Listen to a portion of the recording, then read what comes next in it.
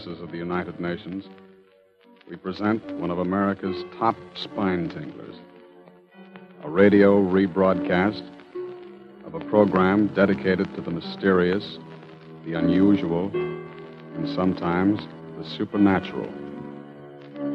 A program of Suspense. This is the truth. Do you understand? The truth. It must be the truth. It has to be.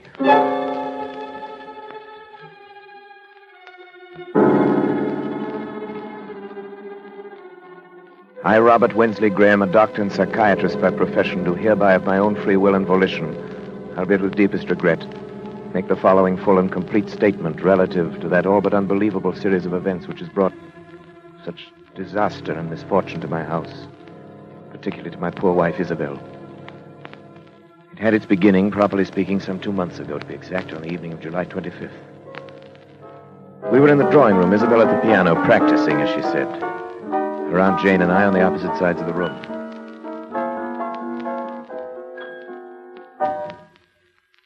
Isabel, what's the matter? I don't know. I can't seem to keep my mind on anything anymore, even my music. Nerves. Nerves? Isabel. Yes, Robert. I don't wish to distress you, but it's been going on for quite a little while now. It's not getting any better. I know. Let's not discuss it, shall we? Wish you'd let me prescribe treatment for you. I could prescribe something for her. You can do remarkable things now with just the common old drugs under proper control. Drugs. It's not drugs that she needs. It's to get out of this house for a while. It's to get back to the concert stage where she belongs. It's work. Aunt Jane, please. I'm sorry. I don't believe in beating around the bush. You're an artist. You've got talent. There's no sense in your trying to subordinate yourself to somebody else. Aunt Jane, that's enough. I'm not subordinating myself to anyone. Really, Aunt Jane, you mustn't interfere, you know. Robert doesn't want me to go back on the stage. Darling, it isn't that I don't want you to go back. I'm proud of you. You know that. It's only because I know that going back to a professional career in your present mental condition would be terribly harmful. I know, Robert. I know, you're right. Oh, after all, I'm a doctor. It's my business to know these things. I get it. Probably the hospital. Hello? Yes, it's Dr. Graham. Oh, yes. It's for... Who? Huh. Well, when would you like to see me? All right. Fine. No, no trouble at all. Very well, I'll be expecting you. Goodbye. Isabel, good heavens. Who do you suppose that was? Who? Roger Holcomb. Do you remember the case? Roger Holcomb? I remember it. Of course you do. The fellow was brought back from the dead, as the newspapers put it, about a year ago. Oh, yeah. Yeah, he really was dead for 4 full minutes, as far as medical science was concerned. Then Bates brought him around. It was 9 days' wonder at the time. Well, what does he want to see you I about? don't know. Something to do with his experience, obviously. He was in a terribly agitated state. Poor fellow had been walking up and down in front of the house for an hour trying to get up courage to ring the bell. Finally phoned from the corner drugstore. Why, the poor man. Why in the world should he do that? Anxiety neurosis. They hounded him, in the most shocking way. Got out of the hospital. Preachers and spiritualists and movie agents, just plain fakers. People trying to find out if he remembered anything of the 4 minutes. He's supposed to be dead. People just trying to exploit him. Oh, must be Holcomb now. Take him into the office.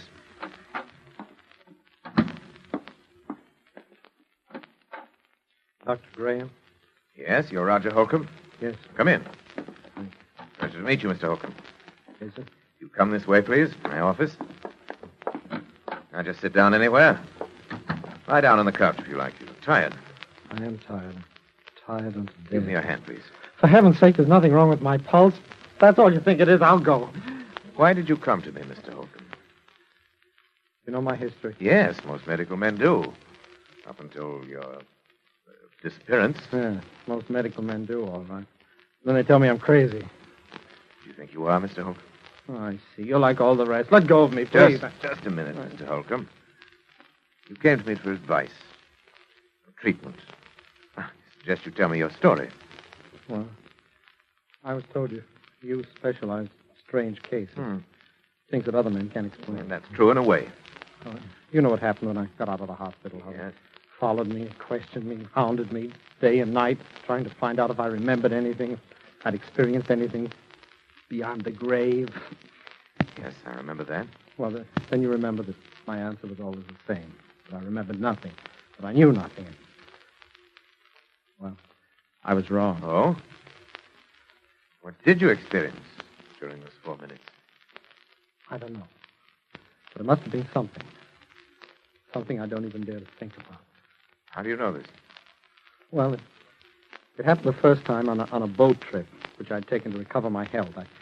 I found myself chatting with a woman who was seated at my table in the dining saloon.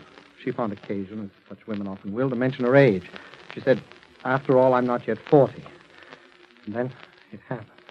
What happened? Well, from somewhere came crashing into my mind a certain knowledge of the exact day and year of that woman's birth. Hmm? And with it, a compulsion to speak out.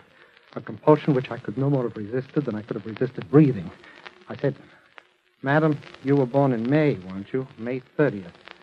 And she looked at me in utter astonishment. We'd never even seen each other before in our lives.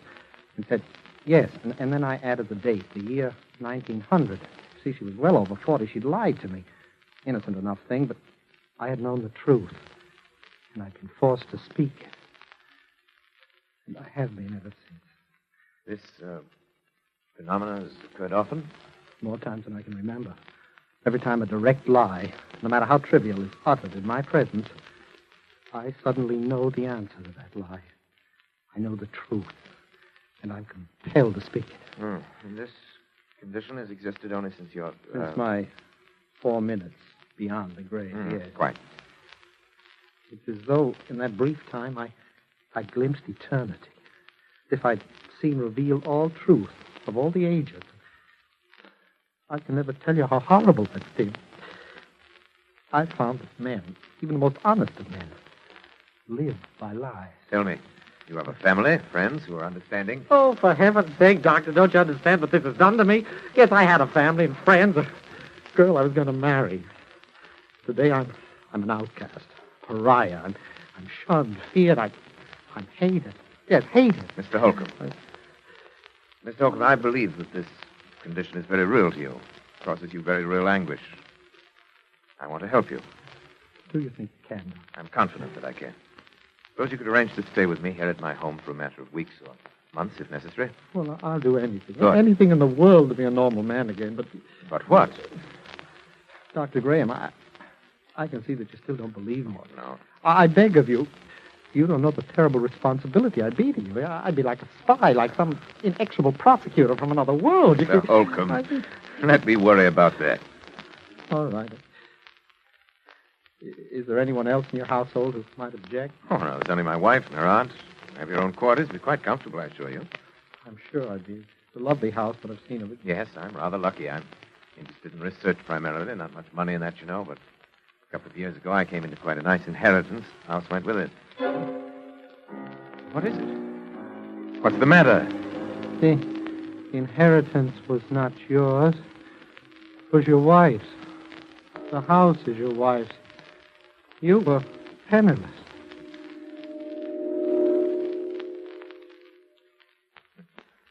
If that's true, I don't know why I lied to you. Pride, I suppose. I'm sorry. I told you I couldn't help it. No. I'll go now. Please. Mr. Holcomb, my fault. It's a small matter. But you see now that I want to help you. Do you believe me now? I believe, Mr. Holcomb, either that you are far more ill than I realized, or that in months to come, you and I must venture into a realm never before explored by mortal man.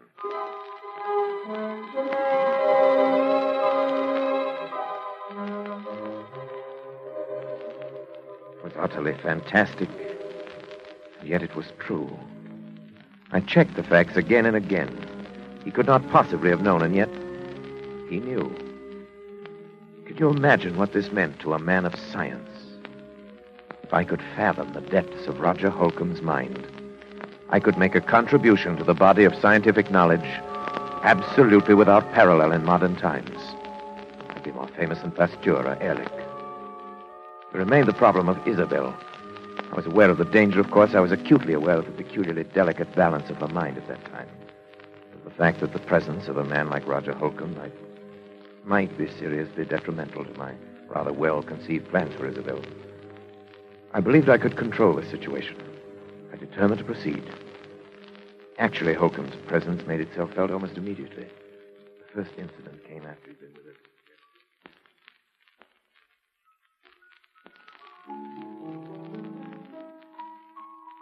Isabel, please stop that playing and listen to me. Aunt Jane, you know Robert has said I mustn't talk about it, that it's bad for me. I don't care what Robert said. But he's my doctor and my husband. And I'm not sure that he should be either. Aunt Jane, I don't know much about psychiatry, but I do know that making trouble between a husband and a wife... I'm not making anything that isn't there already, and you know it. Good heavens, girl. Look at yourself. Look what's happened to you since your marriage. I've been sick. He's made you sick. That's ridiculous. Maybe it's just that he's afraid of losing you. Maybe he's even afraid of losing your money. But I'm absolutely convinced that whether he's meant to or not, he's made you believe there's something the matter with you that isn't. Aunt Jane, I simply forbid you to talk this way. And now he brings this psychopath into the house. And don't bring Roger into it. He's Robert's patient. It's Robert's work, and it's none of our business. What about your own work? It doesn't matter. Doesn't matter? Aunt Jane, you simply don't understand. Robert is my husband. I trust him and I love him. Nothing can ever come between us. I'd destroy anything. I'd kill anyone who tried. Isabel, do something before it's too late. Do what? Get away. Leave him. Divorce him. Anything. Oh, I hope we're not interrupting. Of course not, darling. Hello, Roger. Hello, Isabel. Fine. Good afternoon. How are you feeling, Roger? I'm better, I think. I think it would be better if we didn't discuss our states of mind, Isabel. Oh, of course, I'm sorry. Well, would you like me to play something for you? You know, I think I'm beginning to get the feel of it again. Really, I do. You're sure we haven't interrupted some conversation? Of course not. We were just discussing how helpful you've been in getting Isabel back to her work again. Roger. No. No, you were not. You were telling Isabel to divorce her husband.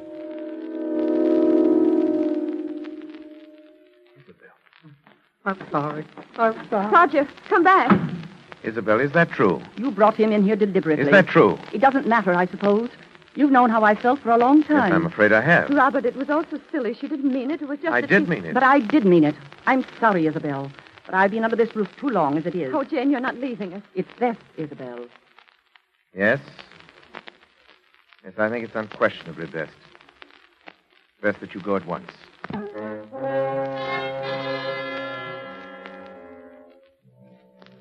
She left us, of course. I'd always believed that Jane exercised an unfortunate influence over Isabel. I did not dream it had reached such a point as this. Yet this incident gave me my first insight into the relationship which was destined to develop between Isabel, Roger, and myself. The first and most obvious result was that within a matter of weeks, Isabel was to lose every friend she had. We became further estranged as each day passed. It was difficult to speak of even the most casual things with this strangely terrifying specter of truth, always at our elbow. The situation reached its inevitable climax the evening that Leopold Serinsky, the famous conductor of the Los Angeles Symphony, was to call on Isabel with a view to resumption of her professional career under his auspices. I gave a great deal of thought to that evening. It had to be handled with a great... Robert, you will help me, won't you? Of course I will, darling. I don't know whether you realize how important it is to me. I have nothing but the music now. I've been working so hard. Playing sometimes half the night Yes. while you were asleep. I've heard you. Sometimes it seems that the piano's all that's helping me to keep my sanity. My darling, I want you to let me prescribe something for you. It's time we face this thing, your trouble, I mean. Robert, does he have to have dinner with us tonight? Roger, Isabel, you know how I stand on that. Oh, yes, but just Now, this one. Even once, Isabel, keep him in his room like a spoiled child when we have guests. Isabel, it might undo everything I've accomplished in weeks. Oh, of course. You're right. But, Oh, Roger, come in. Robert, I was wondering if I mightn't be excused. Just a night. Oh, you're having dinner with us, Roger. Must I? You know you must, Roger, and you know why. Why, Roger, don't you want to meet the great Leopold Surinsky? He's really a wonderful person. Yes, indeed, I would very much. You know, I made my debut with him in 1934. I did a concert with him every year until I... Isabel was very talented, you know. I was? I am. Oh, Roger, I'm going to play with him again. He wants me to open the season in November. Can you imagine what that means to me? I'm so glad, Isabel. And Robert has finally given his consent. Haven't you, dear? I'm sorry. What was it you said, Isabel? I said you'd given your consent to my playing with Surinsky. Why, Isabel, you know I don't want you to think that I'd ever stand in your way. I know, dear. Roger, I'll do the Emperor Concerto, and you will come to hear me. You do want to, don't you, Roger? Please, Isabel, don't ask things of me that can't... What's the matter? What's the matter with both of you? You act as though you thought I wouldn't be able to appear. As though the whole idea were hopeless or something. Isabel, please. I am going to play. I'll be better than I ever was. You know I will, don't you? Don't you? Yes, of course, Isabel. You play wonderfully. Roger. No, Robert, you're very certain that Isabel will be prevented from ever playing again by death. Death?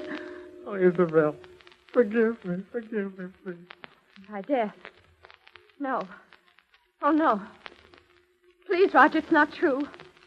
Tell me it isn't. Roger, answer me. Answer me. Roger, do you hear me? Answer me. Answer me!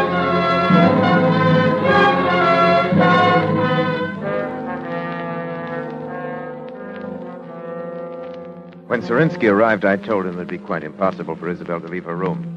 The concert was canceled, and indeed, to my knowledge, she's never touched the piano since that day. By now, to even the most casual observer, it must appear only natural that Isabel had every motive for a desperate, almost paranoid hatred of Roger Holcomb.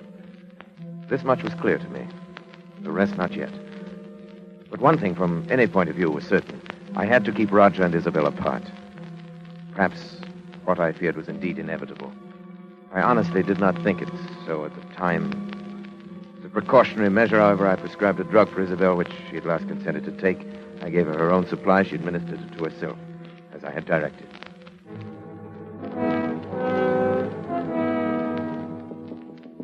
Roger? Roger? Yeah? It's Isabel. What do you want? Let me in, please. No. Please, it's terribly important. Robert said that I know. But he said it would be all right this time. You sure? Yes. Yes, please. All right. Now, what do you want? I want to talk to you, that's all. What about it that's so important? Roger, why don't you ever leave your room anymore? Can't you guess? Do you think I hate you? Isabel, I don't know what to think anymore. You do, don't you? I warned him. I told him it would happen. Now I'm going mad up here thinking of the anguish I've caused you. But, Roger, I don't. You must believe me. I know what it's been like for you having me here, Isabel. Roger, you see, for the first time in my life, I think my husband is wrong about something. Wrong? Yes. Don't you see? He's been worried about both of us. And so this distrust has grown up between us. Well, I don't distrust you, Isabel. You've been more wonderful to me than I can But say. you're afraid of me. And that amounts to the same thing. And it's bad. For the both of us. It's hurting both of us. Well, I've often felt I wanted to talk to you, to beg your pardon. Oh, you don't have to do that. We're both sick. But I think if we saw each other sometimes, if we talked the whole thing out, it would help us both. Well, does Robert think so, too? No. Then he didn't tell you it was all right to see me. No. I lied to you. You what? I lied to you. You lied to me. And it didn't happen. Isabel, don't you see? I am getting well. It didn't happen. I know.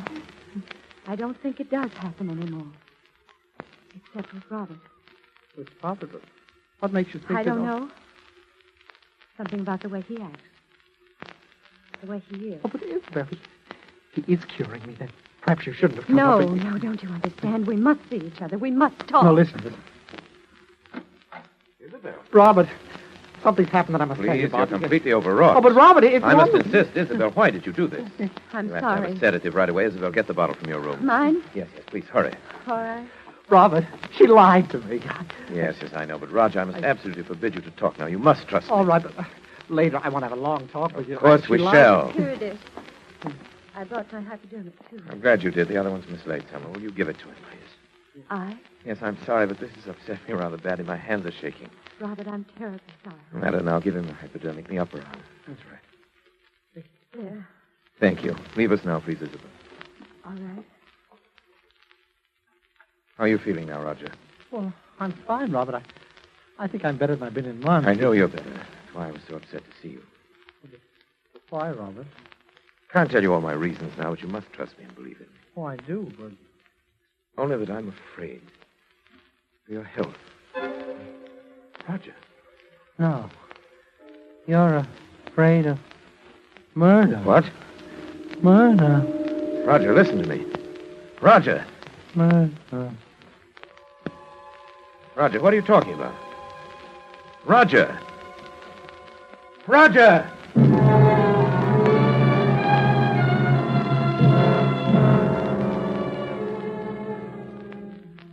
It was clear to me now. I knew I must take immediate action. I knew that the most terrible consequences might result if Isabel were alone with Roger, even for a moment. But he knew that he'd said so. There was no other explanation. I thought it through most carefully. And yet no plans are perfect. No man is infallible.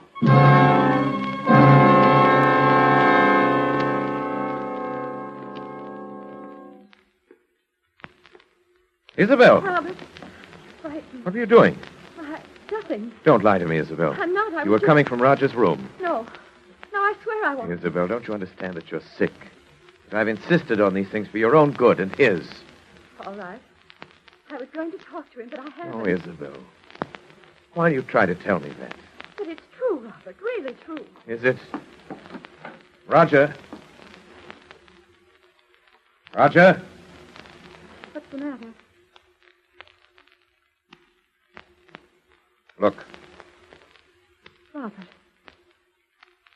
No, it couldn't be. it is. He's dead. Dead. Hypodermic by his side, the drug, your hypodermic. But it's only a Except that sedative. in large enough quantity, it's fatal. You knew that. Oh, Robert, don't listen to me. Isabel, why? Why, I warned you. Robert, look at me. It's Isabel. It's your wife. You can't. Oh, no. Where are you going? Come back. I'm going to call the police.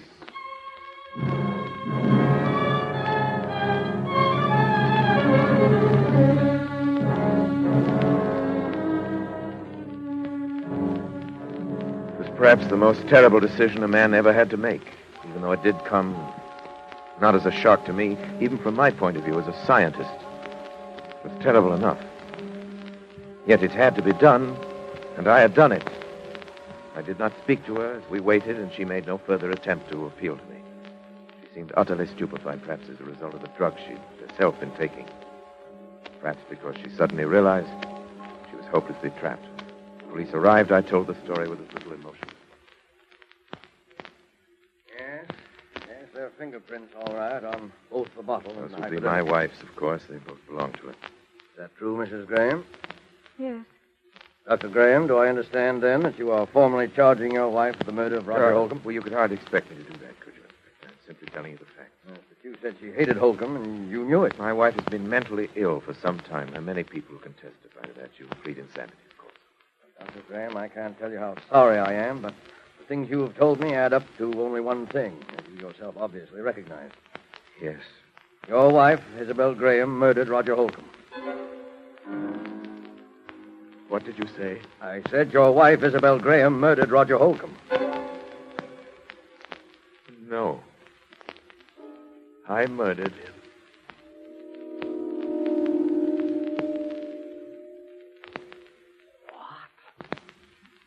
I tried to make it appear that Isabel had done it. And I succeeded. But I killed him.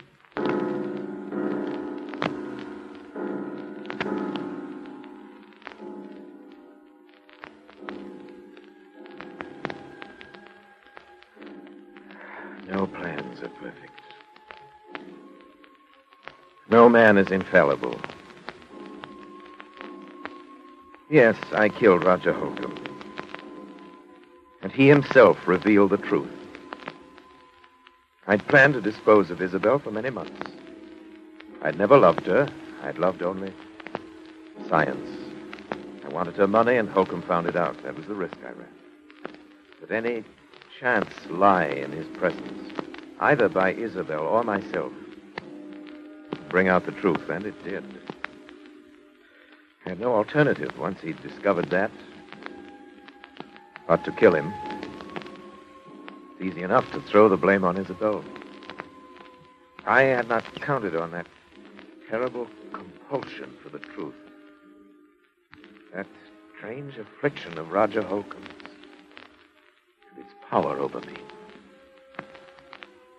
Did it transfer itself at his death to me? Or was it conscience? It's a pity that it had to end this way. It was a fascinating case.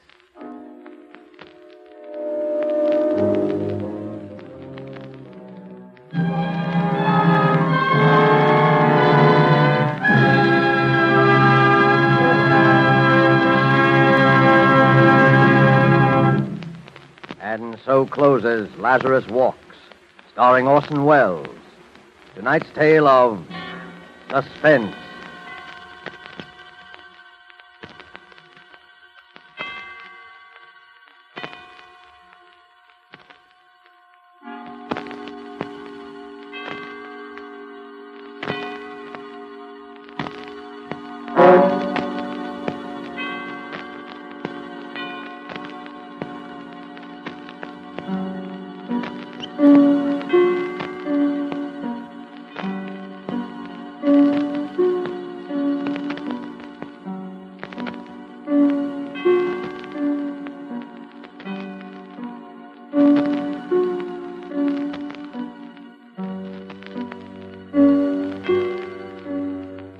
This rebroadcast is a presentation of the Armed Forces Radio Service.